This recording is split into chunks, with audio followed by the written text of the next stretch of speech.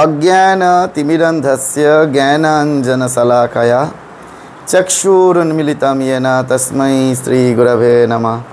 संसारार्णवघोरे कर्णधारस्वरूपकः नमस्तु रामकृष्णाय तस्मै श्रीगुरवे नमः।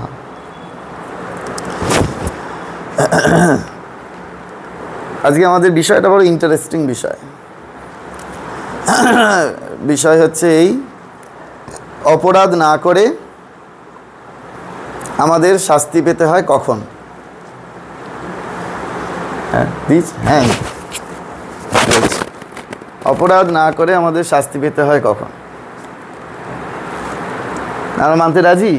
তুই এদিকে ঘুরে বস না, ঘাড় ব্যথা হয়ে যাবে, এইখানে যা। যে অপরাধ না করে আমরা শাস্তি পাই, বল কি মনে হয়? অপরাধ করলে শাস্তি দিল মেনে নেওয়া যায়, অপরাধ করলে আমরা শাস্তি পাবো কি? হ্যাঁ, দুপুর বিকেলে বললো, তোর মাই বিকেলে বললো যে কখনো কখনো পায়। তা আমি তখন একটা কাহিনী বললাম, মহাভারতের কাহিনী আছে। অপরাধ না করলে আমাদের শাস্তি পেতে হয়। এসব নতুন নতুন কথা, নতুন নতুন জিনিস, কিন্তু পুরাকালে কত আগে বর্ণিত হয়েছে।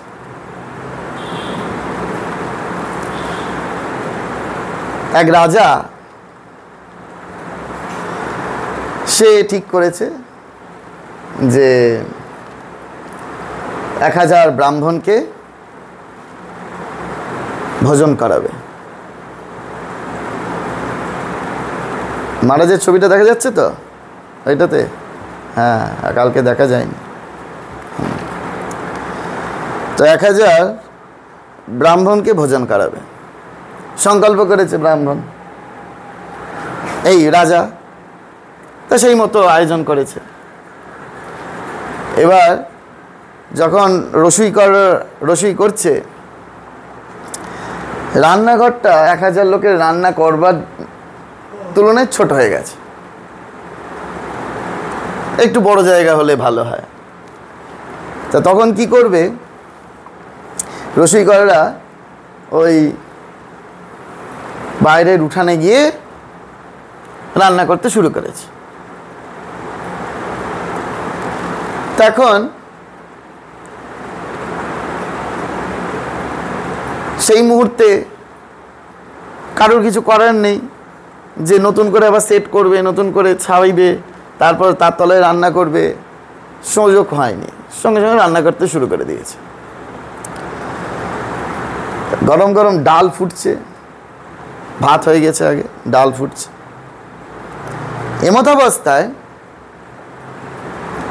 একটা শকুন, কি বলে শকুন, হ্যাঁ শকুন, হ্যাঁ, সে একটা সাপকে মেরেছে খাবে বলে, আর সেই মৃত সাপটাকে মুখে করে নিয়ে উড়ে যাচ্ছে। বুঝতে পারছিস? উড়ে যাচ্ছে। এবার যেহেতু সদ্য সাপটাকে মেরেছে, তো সাপের মুখ থেকে তখনও বিষ পড়ছে। 3 ফোঁটা বিষ ওই উড়ে নিয়ে যখন শকুন যাচ্ছে সাপটাকে নিয়ে, ওই ডাল ফুটছে, ডালের মধ্যে 3 ফোঁটা বিষ পড়ে গেছে। এবার ওই 1000 ব্রাহ্মণ ভাত ডাল খেয়েছে, খেয়ে 1000 জন মরে গেছে। এখন যমরাজের কাছে এই ফাইলটা গেছে। তা যমদূতেরা যখন ফাইল নিয়ে গিয়ে যমরাজের কাছে দিয়েছে, তা একজন যমদূত বলছে, এই যে পাপের শাস্তিটা, এই পাপটা কার ফোল্ডারে দেব, কার ঘাড়ে চাপাব? একজন যমদূত বলছে, এটা রাজার ফোল্ডারে দিয়ে দিন। তখন যমরাজ বলছে, কেন, কি করে হয়? রাজার তো কোনো দোষ নেই, রাজা তো সৎ উদ্দেশ্য নিয়ে করেছে। হ্যাঁ, রসুইকররা তো রাজাকে না বলেই বাইরে রান্না করতে শুরু করেছে। তো রাজার তো এখানে কোনো দোষ নেই, রাজা তো একটা মহৎ উদ্দেশ্য, সৎ বাসনা পূরণ করবার জন্য করেছে, এটা রাজার ফোল্ডারে যাবে না। আরেকজন যমদূত সঙ্গে সঙ্গে বলছে যমরাজকে যে তাহলে এইটা আপনি যে রসইকর তার ফোল্ডারে দিয়ে দিন, ওর দোষ, এই পাপটা ওর ঘাড়ে যাবে। তখন যমরাজ বলছে না, রসইকরের কি দোষ আছে, রসিকর তো রান্না করতে অসুবিধা হচ্ছিল, তো সেই জন্য বাইরে বেরিয়ে রান্না করেছে, ও তো রাজার অর্ডার ক্যারি আউট করেছে, ওর তো কোনো এখানে দোষই নেই। তখন আরেকজন যমদূত বলেছে তাহলে এইটা পাপটা সাপের ওপর যাবে। যমরাজ বলছে এ কি করে, কি কথা বলছো তোমরা, সাপটা তো মরেই গেছে, সাপটা মরে গেছে, ওর মুখ দিয়ে বিষ পড়ছে কি পড়ছে না ও জানবে কি করে, ওর ঘাড়ে এটা চাপানো যাবে না, ওর পাপ লাগবে না। আরেকজন যমদূত বলছে যমরাজকে তাহলে এটা শকুনের ঘাড়ে যাবে, শকুনের ফোল্ডারে যাবে। তখন যমরাজ বলছে কি করে শকুনের ফোল্ডারে যায়, শকুনের তো খাদ্যই সাপ, আর শকুনই বা জানবে কি করে যে তলায় ডাল রান্না করছে, কে বলেছিল ডাল রান্না করতে, সে তো খাদ্য সংগ্রহ করেছে, সে তার মতো করে সেই খাদ্য নিয়ে তার বাসস্থানে যাচ্ছে, এতে তো শকুনের কোনো দোষই নেই। তখন যমরাজ বলছে এই আজকে আমার টাইম হয়ে গিয়েছে, আমি উঠবো, তোমরা এই ফাইলটাকে একটু সরিয়ে রাখো, আমি পরে দেখছি কার ফোল্ডারে এই পাপটা দেওয়া যায়। 1 বছর কেটে গেছে, সরকারি অফিসের ফাইল তো তলায় চলে গেছে। 1 বছর বাদে যমরাজ বলছে এই ওই ফাইলটা বার করো, আমি খুঁজে পেয়েছি কার ঘরে পাপটা দেওয়া যায়, কার ফোল্ডারে দেবো। হ্যাঁ সব যমদূতরা এসে গেছে, একটা কিউরিসিটি সকলে, এইরকম একটা ইনসিডেন্টস যে কারুর ঘাড়েই সেইটা পাপটা দেওয়া যাচ্ছিল না। হ্যাঁ, আর যমরাজ আজকে 1 বছর বাদে খুঁজে পেয়েছে কার ঘরে পাপটা দেওয়া যায়। সবাই এসে হাজির, সবাই যমরাজকে বলছে যে কাকে খুঁজে পেয়েছে। দেখুন যমরাজ বলছে ওই নগরে একটা ফুলওয়ালি আছে, হ্যাঁ তার ঘরে আমি এটা দিয়ে দেবো, তার ফোল্ডারে এটা দিয়ে দাও তোমরা পাপটা। ওরা তো অবাক, বলছি এখানে ফুলওয়ালি কোথা থেকে এলো, ও তো ওখানে ছিলই না, ওর সাথে তো কোনো সম্বন্ধই নেই। তখন যমরাজ বলছে যে কিছু ব্রাহ্মণ আজ সেই ফুলওয়ালির কাছে গিয়েছিল, গিয়ে বলছে যে আচ্ছা ওই রাজার প্রাসাদটা কোথায়, কারণ 1 বছর হয়েছে তো, আজকে আবার রাজা সেই 1000 জন ব্রাহ্মণের ভোজনের আয়োজন করছে, এবার খুঁজে পাইনি, তার জন্য ফুলওয়ালি সেই ফুল বিক্রি করছে বাজারে বসে, সে নিশ্চয়ই জানবে ভিনদেশ থেকে আমরা এসেছি ব্রাহ্মণেরা, যে রাজার প্রাসাদটা কোথায় সে বলে দেবে। তা যখন তাকে জিজ্ঞেস করেছে ফুলওয়ালি, তখন ফুলওয়ালি বলছেন আরেকজন পাশে যে মহিলা বিক্রি করছেন তাকে উদ্দেশ্য করে, দেখ দেখ ব্রাহ্মণদের কিরকম লোভ, দেখ আগের বছর কিরকম মারা গেল 1000 জন, তাও এদের শিক্ষা হয় না, আবার একবারে খেতে এসেছে, বলে একেবারে অট্টহাস্য হাসি এসেছে, বিদ্রুপের হাসি। যমরাজ বলছেন দেখুন হিউম্যান সাইকোলজি কতকাল আগে মহাভারতে বর্ণিত আছে। যমরাজ বলছেন মানুষ পাপ করে আনন্দের জন্য, আমরা মানতে রাজি, মানুষ পাপ করে আনন্দের জন্য। যদি হত্যা করেই পাপ হতো তাহলে যিনি অত্যাচার করছে, অত্যাচারী আততায়ীকে যখন হত্যা করতে আসছে সেই মুহূর্তে যদি তাকে কেউ হত্যা করে তাহলে তো পাপ নয়, শাস্ত্রে বলছে। কেউ যদি কাউকে ধর্ষণ করতে আসে সেই মুহূর্তে ধর্ষণকারীকে যদি কেউ হত্যা করে তাহলে তো পাপ হবে না। সর্প দংশন করতে আসে সেই সময় যদি কেউ সর্পকে হত্যা করে পাপ হবে না, শাস্ত্রে বলা আছে। তাহলে হত্যা করাই যদি পাপ হতো তাহলে তো এটাও পাপ হতো, তাহলে এটা তো পাপ নয়। তাহলে কোন হত্যা পাপের সমতুল? আমরা এখন সমাজের দিকে তাকালে ভুরি ভুরি দৃষ্টান্ত দেখতে পাবো।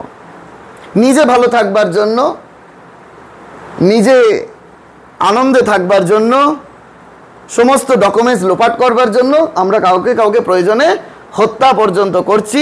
সে ডাক্তার হতে পারে, সে ইঞ্জিনিয়ার হতে পারে, যে কেউ হতে পারে। সমাজ তাই বলছে, সমাজ ব্যবস্থা তাই। তাহলে যমরাজের কথা সত্য। আমরা আনন্দে থাকবার জন্য, আমরা নিজেদেরকে বাঁচাবার জন্য আমরা পাপ কার্যে লিপ্ত হই। পুলিশ ঘুষ নিচ্ছে কেন? সে ভোগবিলাসে আরেকটু আনন্দে থাকবে বলে। প্রত্যেকটা পাপ কাজ করি আমরা আনন্দে থাকবার জন্য। কিন্তু ইটারনাল ট্রুথ উপনিষদে আছে, স্বামীজি পছন্দ করতেন কঠোপনিষদ, ওই যমরাজ আর নচিকেতার কনভারসেশন। এই জন্য স্বামী বিবেকানন্দের এত পছন্দ ছিল এই কথাগুলো। খুব মন দিয়ে শুনতে হবে এই সবগুলো, এই সাধারণ মানুষ ধারণাই করতে পারবে না এগুলো। তখন যমরাজ বলছেন যে মানুষ পাপ করে আনন্দের জন্য। দেখো ওই যে কার্যটা হয়েছে, 1000 জন ব্রাহ্মণ মারা গেছে, এতে কি রাজা আনন্দ পেয়েছে? না, রাজা আনন্দ পায়নি। রসিকরেরা কি আনন্দ পেয়েছে? না, রসিকরেরও আনন্দ পায়নি। সাপটা কি আনন্দ পেয়েছে? না, সাপটাও আনন্দ পায়নি। শকুন কি আনন্দ পেয়েছে? শকুনও আনন্দ পায়নি। কিন্তু এই ফুলওয়ালি 1 বছর বাদে সে বিদ্রুপের হাসি হেসে সেটাকে ব্যঙ্গ করে আনন্দ প্রকাশ করছে যে 1 বছর আগে 1000 জন ব্রাহ্মণ মারা গিয়েছে, তাও ব্রাহ্মণেরা আবার এই বছরে খেতে যাচ্ছে। যেহেতু সে আনন্দ প্রকাশ করছে, সেই জন্য চলো এর ঘাড়ে পাপটা দিয়ে দাও। এর থেকে আমরা কি শিক্ষা নেব? এক ভক্ত আরেক ভক্তের সঙ্গে হয়তো দুঃখের কথা বলছে বা তার সংসারের কথা বলছে, কি অন্য কোনো সংসারের কথাই হয়তো আলোচনা করছে, ধরে নিলাম, যেটা হয়তো ভগবানের সামনে বসে করা উচিত নয়, কিন্তু করছে। সেটা কেউ একজন শুনছে, শুনে যদি আনন্দ পায়, বাবা বাবা কি সুন্দর, ওর ঘরে আগুন লেগেছে, ছেলে আর বৌমার ডিভোর্স হচ্ছে, খুব ভালো হয়েছে, কিন্তু ও কিন্তু ওর মধ্যে ইনভলভ নয়, ও কিন্তু এই কথার মধ্যে জড়িত নয়। এক ভক্ত আরেক ভক্তকে বলছে, আরেক ভক্ত শুনছে, শুনে যদি আনন্দ পায়, তাহলে পাপটা এদের যেমন হবে, বা এদের যদি নাও হয় যে আনন্দ পাচ্ছে তার পাপ হবে। অপরাধ না করেও এর শাস্তি ভোগ করতে হবে। কর্মচক্র এত সাংঘাতিক বাবা, কথামৃতে ঠাকুর সব বলেছেন।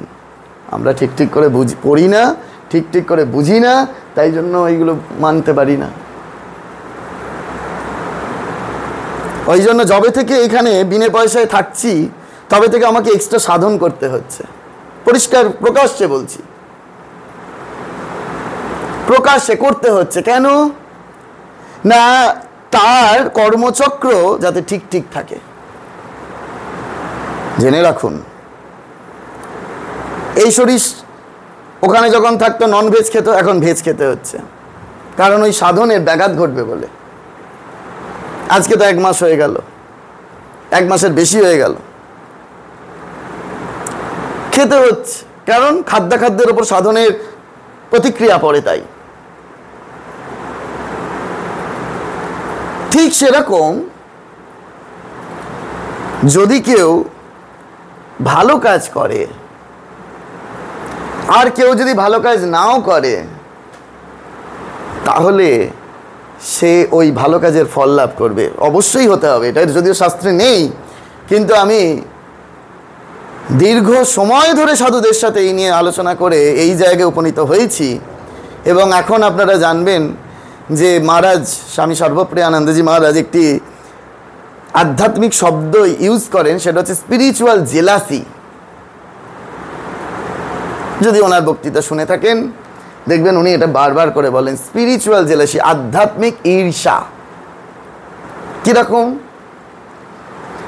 ধরে নিলাম যে আমি বললাম যে আমি খুব করে একেবারে এত মালা জপ করছি, এত সাধন করছি, এত ভজন করছি, এটা দেখে যদি আমার ঈর্ষা না লাগে, কোনোদিন আমরা সাধন পথে এগোতেই পারবো না।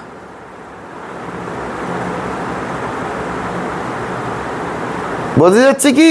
কিছুই বুঝছে না বোধহয়। যদি অপরের সাধন পথ দেখে, এর উদাহরণ বরানগর মঠের ইতিহাস পড়তে হবে। লাটু মহারাজ ছাদে বসে মালা ঘোরাচ্ছেন, খড়খড় খড়খড় করে আওয়াজ হচ্ছে। শারদানন্দজি আওয়াজ শুনে, ভূতের বাড়ি ছিল তো বরানগর মঠ, যেটা রামকৃষ্ণ মঠ মিশনের প্রথম মঠ, লণ্ঠন তার আলোটা বাড়িয়ে, তখনকার দিনে সেই লণ্ঠন বাড়ানো যেত, কমানো যেত আলো, সেটা বাড়িয়ে যেই ছাদে যাচ্ছেন, আলোর আভাস যেই পাচ্ছেন লাটু মহারাজ শুয়ে পাচ্ছে। আবার যেই নেমে যাচ্ছেন দোতলার ঘরে, এখন যেখানে মন্দির, যেই নেমে যাচ্ছে আবার আওয়াজ হচ্ছে, আবার উঠছেন, আবার শুয়ে পড়ছেন, ছাদে গিয়ে কিছু দেখতে পাচ্ছেন না। এবার শারদানন্দজি, শরৎ মহারাজ একেবারে ওই বলছেন যে আলোটাকে এবার কমিয়ে যেতে হবে, নাহলে ব্যাটাকে ধরা যাচ্ছে না। যেই আলোটাকে কমিয়ে গেছেন, গিয়ে দেখছেন ওরে বাবা, লেটো দেখছি জব করছে যে। তখন শরৎ মহারাজ বলে, লেটো তুই শুধু একা কেবল জব করবি, আমি করবো না? বলে দুজনেই বসে বললেন, এই হচ্ছে স্পিরিচুয়াল জেলাসি। তবে উন্নতি হবে বাবা, নচেত হবে না।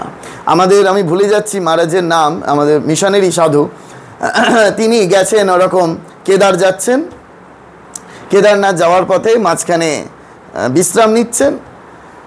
তিনি গিয়ে একদম ফ্রেশ ট্রেশ হয়ে শুয়ে পড়ছে। হ্যাঁ, মহারাজের কাছেই শোনা, আশিস মহারাজের কাছে শোনা যে মহারাজ এই শুয়ে পড়তে যাচ্ছেন। যেই শুয়ে পড়তে যাচ্ছেন, উল্টো দিকে দেখছেন দুজন বৈষ্ণব সাধু সঙ্গে সঙ্গে মালা থেকে ঝুলি থেকে মানে মালা বার করে মালা জপতে শুরু করেছে। এবার সেই সাধু এখন শুতে গিয়ে ভাবছেন আমি সাধু আর ওরাও সাধু, ওরা মালা জপছে, আমি শুয়ে পড়বো বলে উনিও জপ করতে শুরু করলেন। এই হচ্ছে স্পিরিচুয়াল জেলাসি। না হলে এগোনো যাবে না। জড়জগতে যদি আমাদের জেলাসির অ্যাপ্লিকেশন আমরা করতে যাই, তাহলে আমরা অধঃপাতে যাব। কিন্তু আধ্যাত্ম জগতেই যখন এটাকে আমরা কাজে লাগিয়ে ফেলবো, আমরা উন্নতির শিখরে উঠবই উঠব। ওই জন্য গতকাল আমি একটি কথা বলেছিলাম, আমরা আসনে বসেছি, আমাদের মন বসছে না, কিছুতেই জপ করছি, মন একেবারে ছড়িয়ে ছিটিয়ে যাচ্ছে এদিক ওদিক এদিক ওদিক।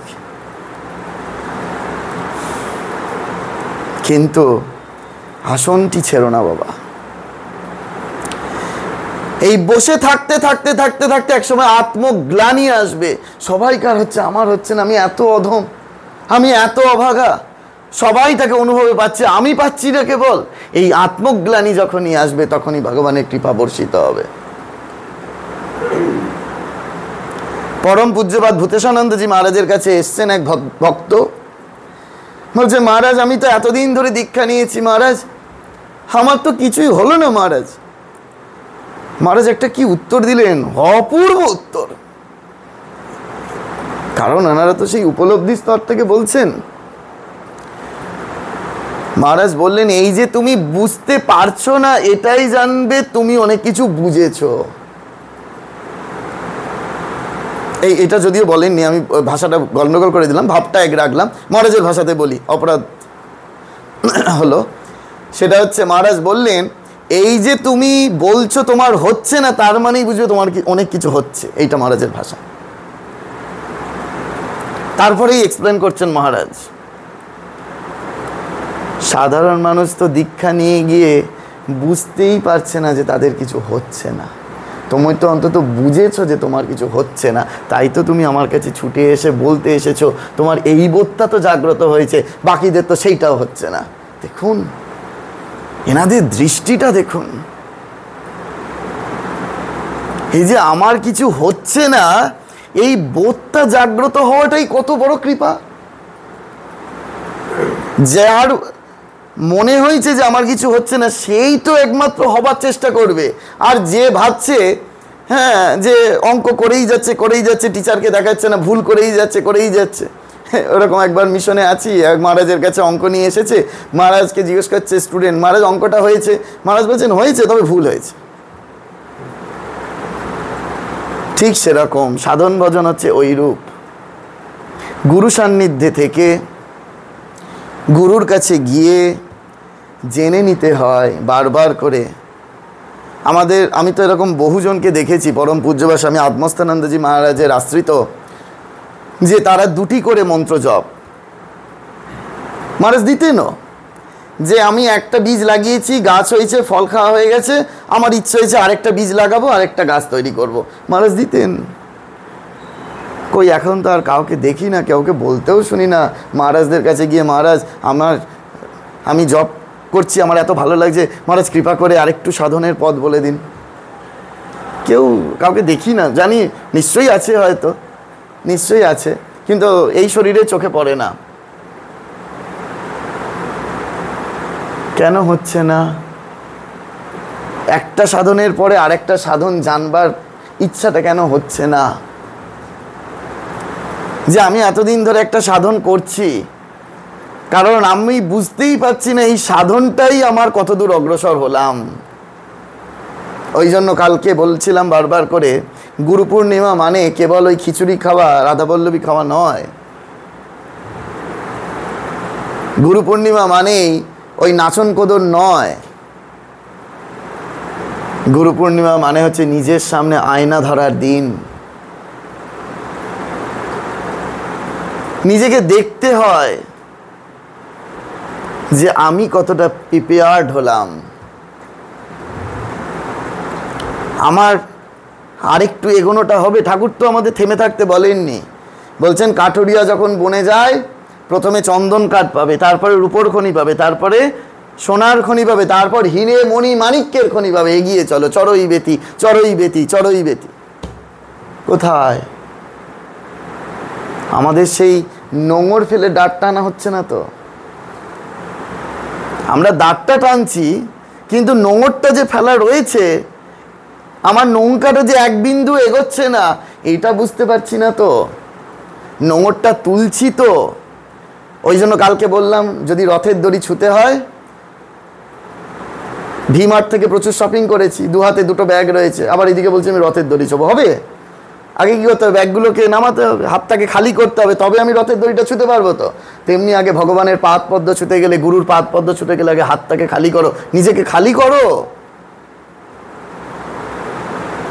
নিজেকে যদি খালি করতেই না পারো, তাহলে কি করে তুমি ভগবানের পাদ পদ্মকে ধরবে? কি করে গুরুর পাদ পদ্মে আশ্রয় নেবে? কালকেই যখন ওপরে খাচ্ছে, গৌরদার মাকে সেই রান্নার জেঠিমা বলছে, যেমন এসেছি আমাদের তেমনই যেতে হবে। মানে এরকম একটা প্রবাদ আছে, খালি হাতে এসেছি খালি হাতে যেতে হবে। সঙ্গে সঙ্গে আমি থামিয়ে দিলাম, থামিয়ে দিয়ে বললুম, সে কি গো, খালি এসেছো, খালি যাবে কেন? এ তো সাধারণ লোক বলবে। তোমরা যে ভক্ত, তোমরা সাধুসঙ্গ করছো, তোমরা ভক্তদের মাঝে বিরাজ করছো, তোমরাও বলবে খালি হাতে এসেছো, খালি হাতে যাবে? সে কেমন করে হয়?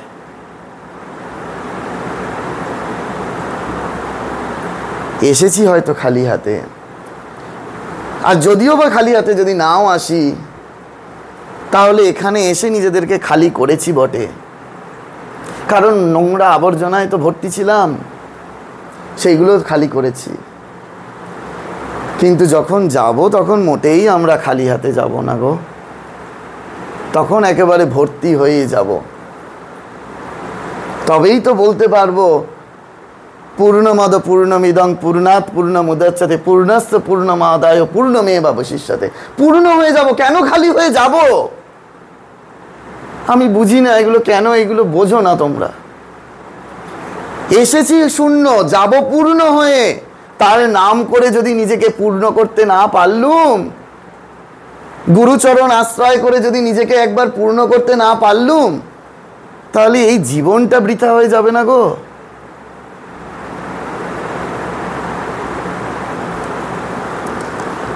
এর জন্যই চাই সাধু সঙ্গ। ঠাকুর বলছেন না, ডাক্তারের সাথে থাকতে থাকতে কম্পাউন্ডারও নারী টেপাটা শিখে যায়। সেই জন্য গানে আছে, সাধু সঙ্গ নামে আছে পান্থধাম, শ্রান্ত হলে তথায় করিও বিশ্রাম। ওই জন্য সাধুর কাছে আনাগোনা করতে হয়। সাধু ধরিয়ে দেবে, প্রত্যেকটা মুহূর্তে ধরিয়ে দেবে যে দেখো তুমি যেটা বলছো সেটা তো ঠিক নয় গো। তুমি যে অজ্ঞানী, তোমার মধ্যে সেই জ্ঞান নাই। গুরু কি করেন? অজ্ঞান তিমিরান্ধস্য জ্ঞানাঞ্জন শলাকায়া চক্ষুরুন্মিলিতং येन, তোমার দৃষ্টিটা পরিষ্কার করে দেয়। কালকে এইটি বারবার করে বলার চেষ্টা করছিলাম, আমরা ভগবানের কাছে চাইছি, আবার একটু মনে করিয়ে দিচ্ছি চাইছি কেন? তার মানে আমার কাছে সেটা নেই, তাই জন্য চাইছি। মানুষ চায় কেন? দুটো কারণে চায়। আমি আবার দ্বিতীয় কারণটা পরের বক্তৃতাতে গিয়ে কলকাতায় বললাম, এখানে বলেছি প্রথমটা হচ্ছে হে ভগবান আমাকে শান্তি দাও, হে ভগবান আমাকে শান্তি দাও, আমাকে তোমার দিকে মন দাও, এইসব চাইছি। কেন? না আমার নেই, তাই আমরা চাইছি। আর এক ধরনের চাওয়া আছে, বাচ্চারা করে, একটা লজেন্স পেলো, আবার বলছে হ্যাঁ রাইট, আবার বলছে দাও দাও দাও দাও দাও, এটাকে বলে হ্যাংলামো করা। এখন নিজেকে বিচার করতে হবে, আমরা ভগবানের কাছে চাইছি কোন উদ্দেশ্যে? গুরু কি করেন? মন্ত্র দেবার দিন গুরু তোমার চোখটাকে পরিষ্কার করে দিল। যেই মুহূর্তে তুমি গুরুর শ্রীচরণে তোমার মাথাটাকে নত করে দিলে, গুরু তোমার ওই জ্ঞান অঞ্জন দিয়ে চোখটা পরিষ্কার করে দিয়ে বলল, ওহে তুমি আর কি চাইবে, না চাহিলে যারে পাওয়া যায়, আমি তো তোমায় সব কিছু দিয়ে দিয়েছি, শুধু রবি ঠাকুরের গান গাইলে হবে? রবি ঠাকুর বলছে না চাহিলে যারে পাওয়া যায়। তার কাছে চাইবো কেন? মা ঠাকুরন বললেন কি চাইতে বাবা, কি চেয়ে ফেলবে, তার থেকে না চাওয়াই ভালো। যদি চাইতেই হয় তাহলে নির্বাসনা চাও, মানে আর কিছু যাতে চাইতে না হয় এইটা চাও। নির্বাসনা মানে এইটা, কোনো বাসনা উঠবে না। কই, আমরা তো মানছি না মায়ের কথা। এইদিকে আমরা মায়ের লকেট ঝুলিয়ে দিচ্ছি গলায়, মায়ের তিথি পুজোতে গিয়ে বেশ করে কবজি ডুবিয়ে খিচুড়ি খাচ্ছি। করছি না কেন গো? কেন চাইবো? কেন চাইবো? ভেবে দেখি না যে আমরা এইভাবে ভাবি না, এইভাবে বুঝি না, এইভাবে ধরিয়ে দেওয়ার কেউ নেই। আবার যদি কেউ ধরিয়ে দিতে চায়, যিনি ধরিয়ে দেবেন তাকে একটু ব্যতিক্রমী হতে হবে, তো সেই জন্য আবার জগৎ তাকে নেবেও না বেশি করে, এটাও ধ্রুব সত্য। কারণ গতানুগতিক ধারায় ওই ঠাকুর কামারপুকুরে জন্মালেন আর কাশীপুরে অন্তলীলা করলেন, এই গল্পই সব জায়গায় শুনি, বক্তৃতা মানেই তাই, এর বাইরে বেরোনো যাচ্ছে না। এই ভাবনা স্তরগুলোই নাই। বলো এমন কথা কোথায় শোনো? এই হচ্ছে সমস্যা। শুনতে হবে, বারবার করে শুনতে হবে, তবে ধারণা করতে পারবে, তবে এই কথাগুলোর একটু একটু ধারণা হবে যে আমরা কি করছি, কি ভুল করছি গো। এই জন্য দুটো জিনিস, একটি হচ্ছে আমি নাম করছি, মানে আমি নামের সঙ্গ করছি, আর নাম আমার সঙ্গ করছে। আনন্দময়ী মা খুব সুন্দর করে বলতেন যে দেখো বাবা, যতক্ষণ তুমি নামকে আশ্রয় করে আছো ততক্ষণ জানবে বাবা কিছুই তোমার হচ্ছে না। তোমার মনের ভীতিটা কাটবে এই বড় জোর অবধি যে তুমি নামকে আশ্রয় করে আছো, কিন্তু নাম যখন তার আশ্রয়ে তোমাকে রাখবে, ওনার ভাষাতে বলি, উনি বলতেন যতক্ষণ আমরা মনে করি আমি জব করি বা জব করব, ততক্ষণ জানবে বাবা তোমার কিছুই হচ্ছে না। যখন তোমার জব হয় তখন জানবে কিছু হইল। অনেকটা কিরকম মাথা যন্ত্রণার মতো, মাথাটা আমার, শরীরটা আমার, বোধটাও আমার, কিন্তু আমি চাইলেও মাথা যন্ত্রণাটাকে কমাতে পারছি না।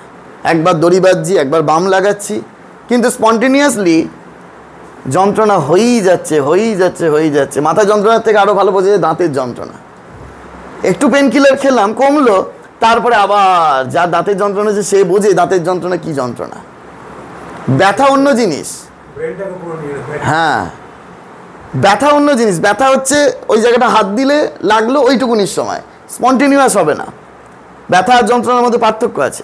যন্ত্রণা অন্য জিনিস, ওটা হতেই থাকবে হতেই থাকবে। ঠিক সেরকম নাম যখন ওই জিহ্বাটা তোমার, শরীরটা তোমার, কিন্তু নাম যখন হতেই থাকবে তখন জানবে নাম তোমাকে সঙ্গী করে নিয়েছে। এতদিন তুমি নামকে সঙ্গী করেছিলে। আজকেই মায়েদের বলছিলাম, আমি যখন স্কুল কলেজে যাই পড়াতে তখন জিজ্ঞেস করি, এই তোমার বেস্ট ফ্রেন্ডকে, একজন হয়তো স্টুডেন্টকে জিজ্ঞেস করলাম তোমার বেস্ট ফ্রেন্ডকে, ও আমার বেস্ট ফ্রেন্ড ওই অমুকজন। তাকে তুললাম, এই তোমার বেস্ট ফ্রেন্ড কি? ও না, আমার বেস্ট ফ্রেন্ড অন্যজন। আপনাদের বাড়ির বাচ্চাগুলোকে এইভাবে তৈরি করবেন, এগুলোকে বলে সাইকোলজি। এই গ্রুমিং করতে জানি না তো আমরা, স্টুডেন্টদের তৈরি করতে জানি না। ছাত্রাবস্থা, এই জন্য পেরেন্টস আর ফার্স্ট টিচার অ্যান্ড টিচার্স আর সেকেন্ড পেরেন্টস। বাবা মাকে ওইভাবে তৈরি হতে হবে। কেন? দেখুন, তোর যে বেস্ট ফ্রেন্ড, সেই বেস্ট ফ্রেন্ডদের, সেই বন্ধুর কি বেস্ট ফ্রেন্ড তুই? সেটা আগে তোকে দেখতে হবে। বুঝতে পারছেন কিছু? না অবুঝের মতো তাকিয়ে রয়েছে। বুঝতে হবে, হ্যাঁ না বলতে হবে, না হলে না হ্যাঁ, আমি যে নাম করছি, নাম কি আমাকে ভালোবাসছে? এইটা হচ্ছে সব থেকে বড় জিনিস বাবা। শুধু ওই নাম কাবাস্তে জব করলে আর কোনো মানেই নেই। ওইগুলো মালা ঘুরিয়ে গেলাম, আঙুল ঘুরিয়ে গেলাম, ওগো নাম কি তোমাকে ভালোবাসছে? অনুভবে আসছে? এই হচ্ছে আসল কথা। তুমি আজকে মায়েদের সামনে খোলাখুলি বলেছি, আপনাদের সামনে খোলাখুলি বলি, আমরা যার সাথে বিছানায় শোবো তার দায়িত্ব নিতে হবে তো।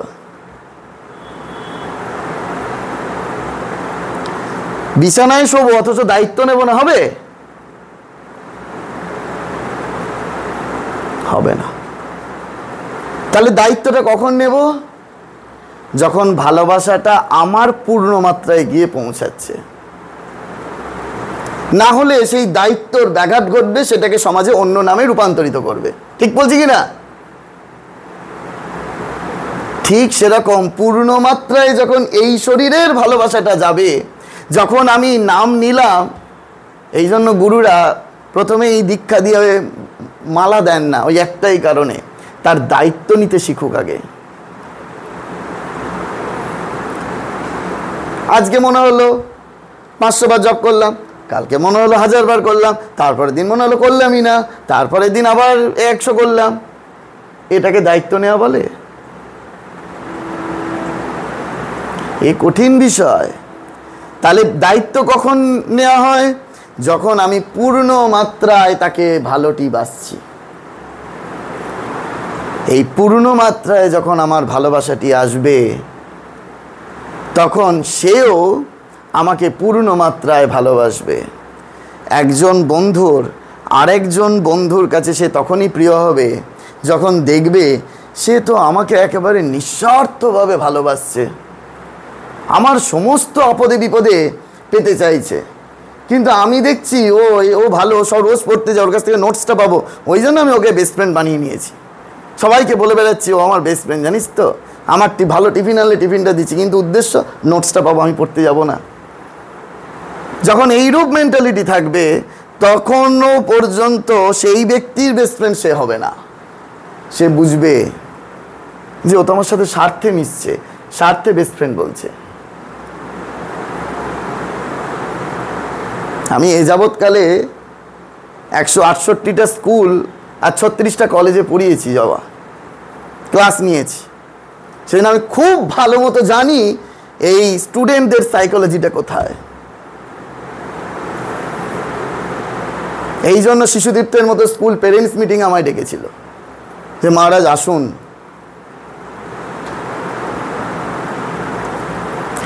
এইটি যতক্ষণ না আমরা অনুভবে আনতে পাচ্ছি, যতক্ষণ না আমরা ওই নামের কৃপা অনুভব করছি, ততক্ষণ পর্যন্ত আমাদের ওই অপরের দুঃখ দেখলে একটু একটু আনন্দ হতেও পারে, আর ওই অপরাধের শাস্তি ভোগ করতে হবে।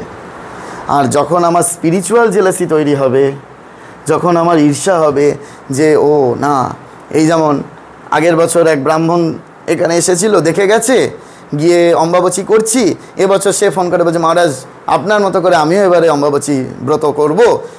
আগেরবার আপনি বলেছিলেন যে অম্বাবচী ব্রত 4 শ্রেণীর মানুষ করতে পারে, তার মধ্যে ব্রাহ্মণ, আমি তো যজমানি করি, তো আমাকে আদেশ করুন মহারাজ। এই হচ্ছে স্পিরিচুয়াল জেলাসি, যে ভালোটা দেখে আমি ভালোটা শিখব, ভালোটা দেখে আমি ভালোটা শিখব এবং সেটা পালনে করব। হ্যাঁ, এইগুলো যদি না হয়, এই সাধন যদি না হয়, হ্যাঁ, যখন আমরা এরকম বেলঘরিয়া রামকৃষ্ণ মিশনে পরম পূজ্যবাদ স্বামী অভ্যাসানন্দজি মহারাজের সেবা করেছি, ওনার শরীর যাওয়া 3 বছর আগে উনি অজপাসিদ্ধ সাধু ছিলেন, 24 ঘন্টা জপ করতেন, অজপাসিদ্ধ সাধু, তার নামই দেখুন সেই জন্য অভ্যাসানন্দজি। হ্যাঁ, এই ওনাদের কাছে গিয়ে আমাদের ওই তখন ছাত্রাবস্থায়, হ্যাঁ, মহারাজরাই পাঠিয়েছিলেন। হ্যাঁ, আমি তো মানে পরম সৌভাগ্য, আমাকে পাঠিয়েছিলেন পরম পূজ্যবাদ স্বামী দেবপ্রিয়ানন্দজি। আমরা সেই মহারাজকে চলন্ত ডিকশনারি বলি। কিছুদিন আগে আফ্রিকার লুসাকায় ছিলেন, তারপর ফ্রান্সে ছিলেন, এখন আটপুরে আছেন। তো এই হচ্ছে, তো এই যে অবস্থা, যে তাকে দেখে এবার ঈর্ষা লাগছে যে আরে বাবা, এরকম 24 ঘন্টা অখণ্ড নাম জপ করা যায়, অখণ্ড নাম জপ করা যায়, তাহলে তো আমাদেরও করতে হবে। শুধু এটা সাধুদাই করতে পারে, গৃহস্থরা করতে পারে না এমনটা তো নয়, তাই না? আমার সঙ্গে যারা গৃহস্থরা গিয়েছিল তারা হয়তো প্রথাগত কারণে বিয়ে থাকা করেনি, আমরা সেই সময় থেকে সাধন ভজন করেছি, একদম প্রকাশ্যে বলছি, তারকদা দেখেও এসেছে সেই সব বাড়ি। তারা আজীবন এরকম বিয়ে থাকা না করে হ্যাঁ একেবারে সাধন ভজনে নিজেকে ডুবিয়ে রেখেছে, ঈশ্বরের কথা বই, অন্য কথাটি কোনো কিছু বলে না, কিন্তু অফিসে যাচ্ছে, কাজ করছে, সব কিছু করছে। কিন্তু সাধন চাই, যদি আমাকে সেই পরম শান্তি, পরম পদ পেতে হয়, আর যদি মনে হয় যে না ঠিকই আছে, সব জায়গায় যাচ্ছি, আর একটু একটু ভগবানের কথা শুনছি, এতেই হবে, তাহলে এতেই হবে। কিন্তু এরপরে যারা চায়, এরপরে যারা এগোতে চায়, যারা আর এই জন্ম মৃত্যুর চক্রে ফিরতে চায় না, তোমারও অসীমে প্রাণমন লয়ে যত দূর আমি যাই, কোথাও দুঃখ কোথাও বেদনা নাই, তার মনটা কি এই শুধু সীমার মাঝেই বেঁধে রাখবো?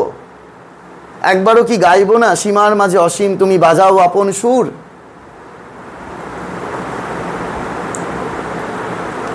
আসলে এইগুলো নিয়ে ভাবতে হয়।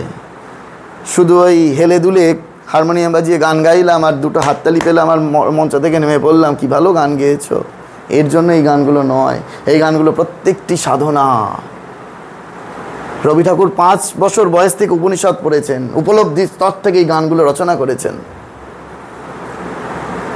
এই গানগুলো নিয়ে ভাবতে হয়, কথাগুলো নিয়ে ভাবতে হয়, ডুব দিতে হয়, তবে বোঝা যায় এর স্তরটা কোথায়। কিন্তু এখন অত সময় কোথায় বাবা, গান গাইবো, ভিডিও করব আর ফেসবুকে আপলোড করব, ব্যাস, তাহলেই হবে। স্বামীজি বললেন যে বি অ্যান্ড মেক, সে এখন ঘুরে গেল, এখন হয়ে গেছে মেক অ্যান্ড বি। যে আমার আগে তৈরি হতে হবে, তারপর তো আমি তৈয়ার করতে পারবো। এখন সবাই তৈরি করতে চায়, তৈরি হতে চায় না। সমস্যা এই জায়গায়। সেই জন্য বারবার করে আমাদের এইটি মনে রাখা প্রয়োজন যে আমরা যেমন নামের সঙ্গ করছি, তেমনি নাম যেন আমাকে সঙ্গী বানিয়ে নেয়। কালকেই বলেছিলাম না, এই শরীরের ওপর আবার একটি আদেশ এসেছে, আমায় কালকে সকালেই নবদ্বীপ যেতে হচ্ছে। তো এখন প্রকাশ্যে ভিডিও হচ্ছে, সব বলবো না। একান্তে যদি কখনো কেউ আসেন তখন আবার সেইগুলো বলবো, যে এই যে যদি নামকে আশ্রয় করা যায়, নামকে ভালোবাসা যায়, তাহলে নাম কি করে কৃপা করে, নাম কি করে আদেশ করে। নাম তো শুধু ওই কয়েকটা সংস্কৃত শব্দ নয় গো। যদি মনে হয় যদি কয়েকটা সংস্কৃত শব্দ, তাহলে তা সিদ্ধ হবে কেমন করে? ও তো সিদ্ধ। গায়ত্রী মন্ত্র যে জপ করছে, শুধু গায়ত্রী মন্ত্র শুধু তো এইখানে বলার নয়, এখানে ভিজুয়ালাইজ হবে। গায়ত্রী দর্শন হয়, এ তো ভুরি ভুরি লোকের হয়েছে। গায়ত্রী তো সাধু সন্তদের জন্য না, গায়ত্রী তো ব্রাহ্মণ কুলের জন্য। গোশালায় বসে যদি ঠিক ঠিক করে গায়ত্রী জপ করে, গায়ত্রী দর্শন হবে। যেমনভাবে সিনেমার পর্দায় লেখা সরে সরে যেত আগেকার দিনে, বা এখনো হয় বোধহয়, ওই রকম গায়ত্রী দর্শন করতে পারবেন, এরকম ভিজুয়ালাইজ হবে। তার জন্য স্থানকাল পাত্র আছে।